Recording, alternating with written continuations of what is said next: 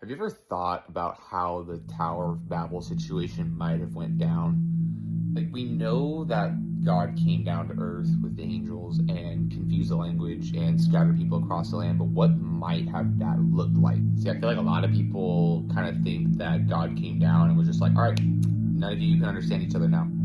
We don't know for certain, like, how that happened, what it looked like, but I kind of imagine it a little like this.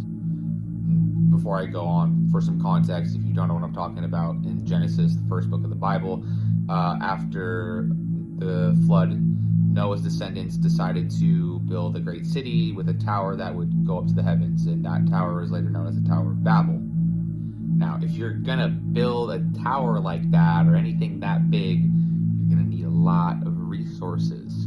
We know from Genesis, the text in there, they used brick for stone and then asphalt for mortar to hold everything together. But I'm gonna go out on a limb. I'm gonna assume they didn't have all the resources they needed in just the area that they were in.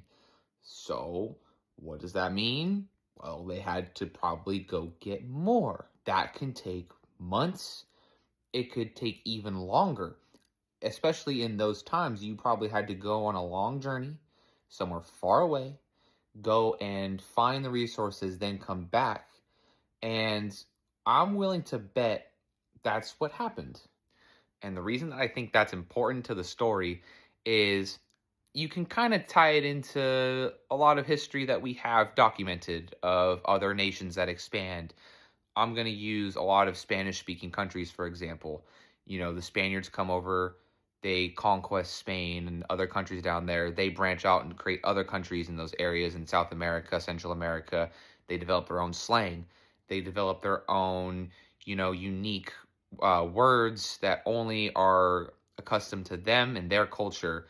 And to other Spanish speaking languages, a lot of what they're saying might be similar, but there's differences. Basically, what I assume happened is these groups went out and explored, created their own slang and languages while they were away to just kind of band together and understand each other more.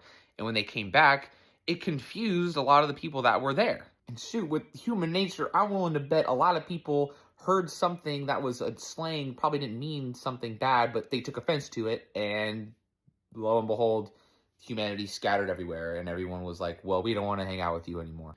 This isn't really important to the greater scheme and story of the Bible, but I don't know, kind of wanted to share that. Let me know what you think.